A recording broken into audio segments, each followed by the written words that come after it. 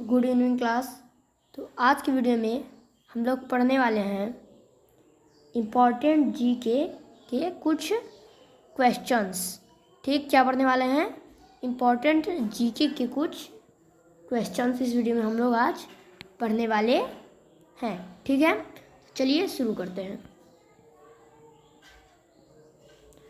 हमारा पहला क्वेश्चन है, ध्वनि तरंगे गति करती हैं केवल ठोस में, केवल द्रव में, केवल गैस में, ठोस द्रव गैस तीनों में। तो जो ध्वनि तरंगे होती हैं वो ठोस द्रव गैस तीनों में ट्रैवल करती हैं, इसलिए हमारा जो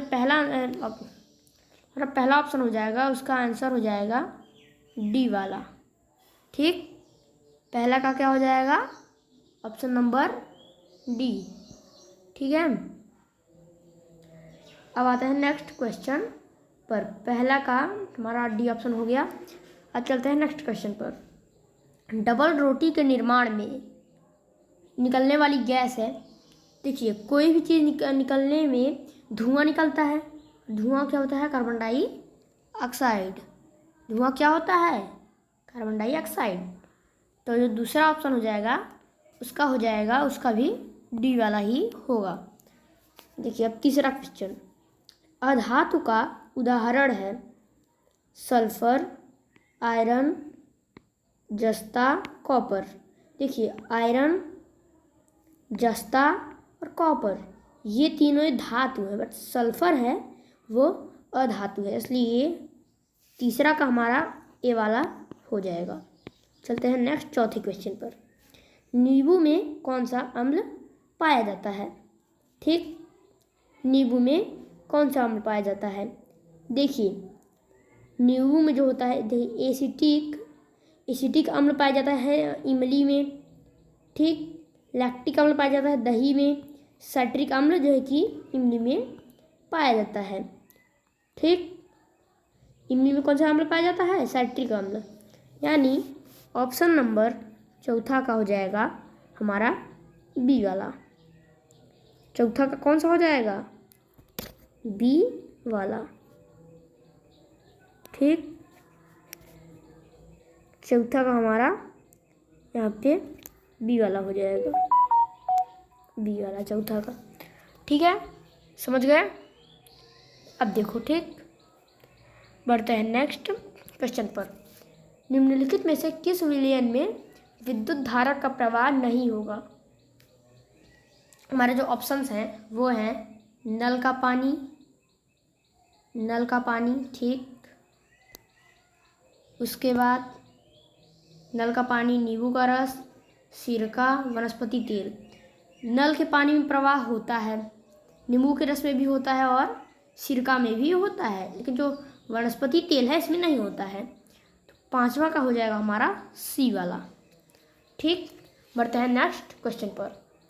खाना पकाने के बर्तन के हैंडल बनाने के लिए सर्वाधिक उपयुक्त पदार्थ है पॉलीथीन, नायलॉन, पीवीसी या बेकेलाइट।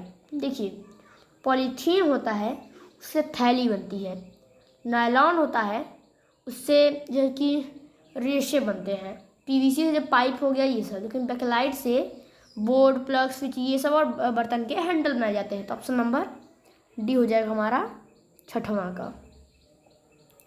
ठीक है, चलते हैं सातवें क्वेश्चन पर। प्रोटोजोआ द्वारा होने वाले जो रोग जो एक मच्छर से फैलते हैं उन्हें क्या कहते हैं? ठीक, देखो, डेंगू मच्छर से तो फैलता है लेकिन प्रोटोजोआ द्वारा नहीं होता। खसरा मच्छर से नहीं फैलता ऊपर से। पोलियो भी प्रोटोजोआ द्वारा नहीं होता। जो मलेरिया होता है वही प्रोटोजोआ द्वारा होता है। 7 का हो जाएगा बी वाला। प्रोटोजोआ जो नहीं होता, मलेरिया, वो प्लाज्मोडियम वाइवेक्स नामक प्रोटोजोआ से होता है। और जो पेचिस होता है वो होता है एंट अमीबा हिस्टोलिटिका द्वारा होता है। अब बढ़ते हैं अपने आगे वाले क्वेश्चंस पर। देखिए, हमारा ये क्वेश्चन है कि पेनिसिलिन नामक प्रतिजैविक दवा की खोज किसने की थी। ठीक, पेनिसिलिन नामक प्रतिजैविक दवा थी, उसकी खोज असल में की किसने थी। तो यहाँ पे ऑप्शंस क्या हैं, Edward Jenner, Louis Pasteur, Waterman, Alexander Fleming. देखिए, लुईस पास्चर पाश्चुरीकरण विधि की खोज की थी, तो ये गलत हो गए।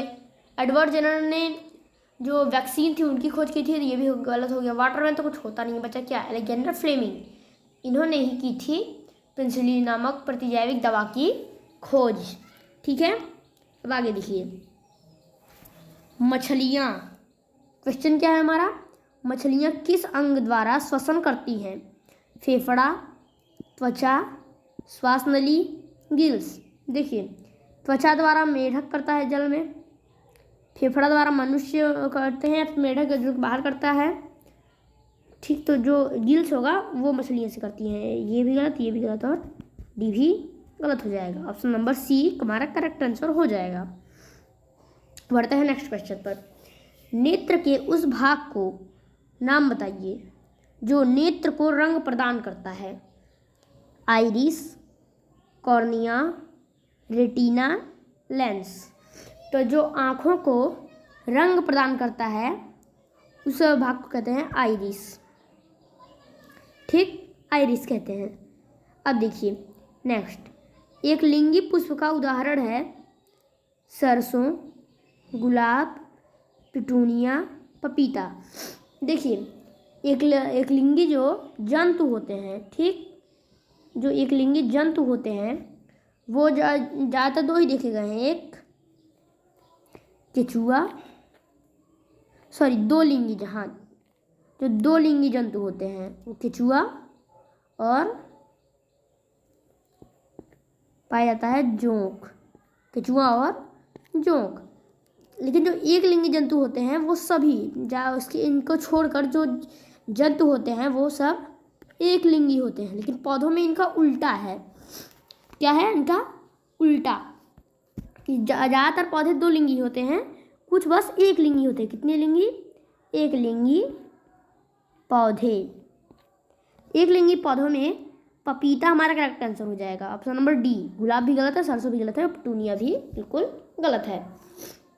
निम्न में से किसमें बाह्य निषेचन होता है। मानव, मुर्गी, मेंढक या गाय। देखिए, जो बाह्य निषेचन वाला अगर आप बात करें तो बाह्य निषेचन ना सिर्फ दो ही जंतुओं में होता है। बाह्य निषेचन पहले अर्थ समझिए कि पानी में उधर अंडाणु शुक्राणु छोड़ देते हैं, वो पानी घूमते रहते हैं, जब आपस में मिलते हैं तो वो अंडे का निर्माण करते हैं। ठीक, तो वो सिर्फ दो ही जंतुओं में होता है, वो भी जलीय जंतु, एक मेंढक और एक मछली। मेंढक और मछली में तो यहाँ मछली ऑप्शन दिए नहीं है, तो मेंढक हमारा करेक्ट आंसर हो जाएगा। मुर्गी भी गलत है, ये मानव भी गलत है, गाय भी बिल्कुल गलत है। ऑप्शन नंबर बी हमारा करेक्ट आंसर होगा। देखिए नेक्स्ट क्वेश्चन, अमीबा किस अंग की सहायता से भोजन निगलता है। जीभ, पदाभ, आंत या मुख कुहिका। देखिए, जो अमीबा होता है वो उसका शेप कंफर्म नहीं होता है, ऐसे ऐसे होता है। ठीक, यहाँ केंद्रक ऐसे ऐसे होता है। ठीक, तो जो वो जैसे यहाँ पे मान लो भोजन है, ठीक, वो उसके पास आ रहा है, तो यहाँ से ना एक टेंटिकल्स दोनों साइड से निकलते हैं, यहाँ पे दब जाता है, यहाँ पे उठ जाते हैं थोड़े से। ठीक, जब उठ जाते हैं, पहले तो थोड़े से उठते हैं, ठीक, थोड़े से उठते हैं, फिर बाद में थोड़ा और आ जाते हैं, फिर जब वो यहाँ पहुँच जाता है तो उसके बाद पूरा कवर कर कर वो अपने अंदर निकल लेते हैं भोजन को, अमीबा। ठीक, तो वो जो ये टेंटिकल्स होते हैं जो ये निकलते हैं उनको कहते हैं हम लोग पदाभ। क्या कहते हैं, पदाभ। तो ऑप्शन नंबर बी हमारा करेक्ट हो जाएगा।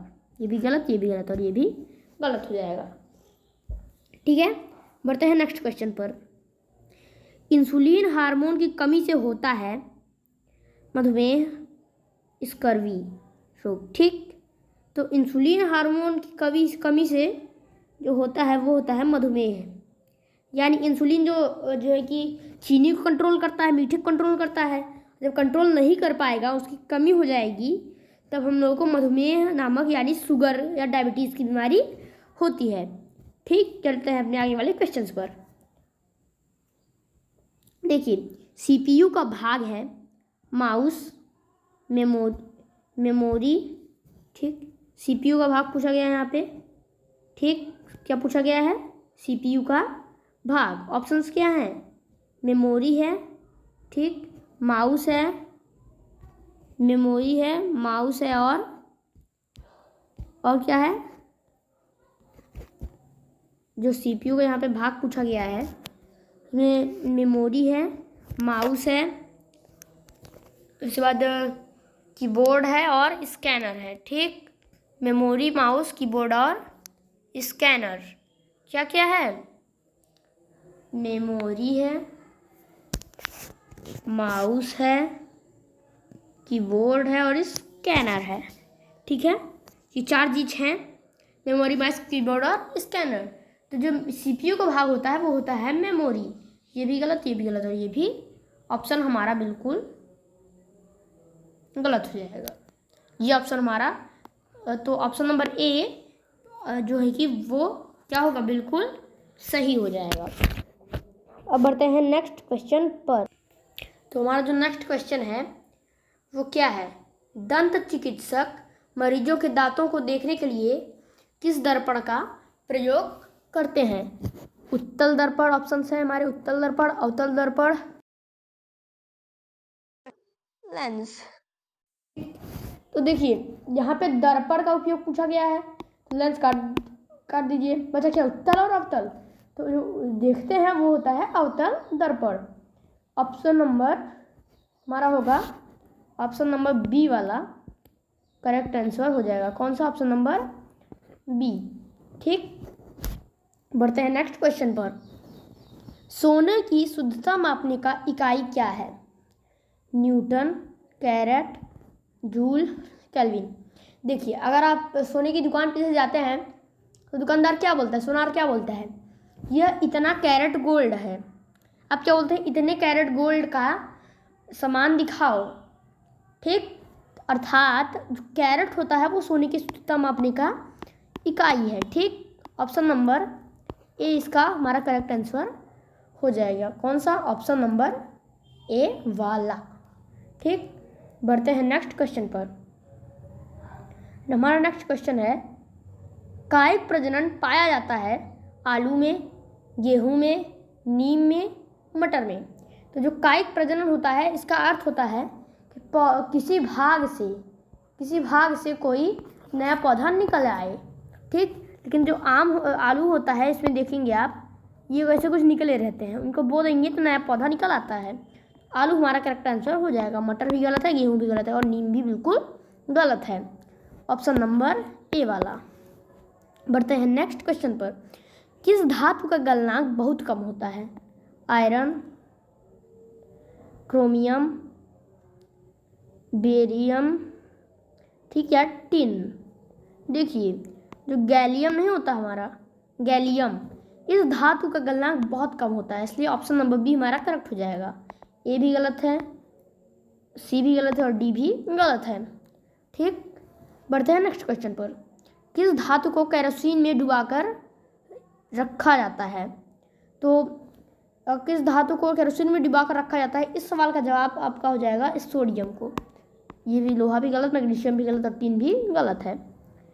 संश्लेषित रेशे का उदाहरण है जूट, रेशम, फ्लैक्स और रेयान। ठीक, जो संश्लेषित रेशे होते हैं उनका एक उदाहरण है रेयान।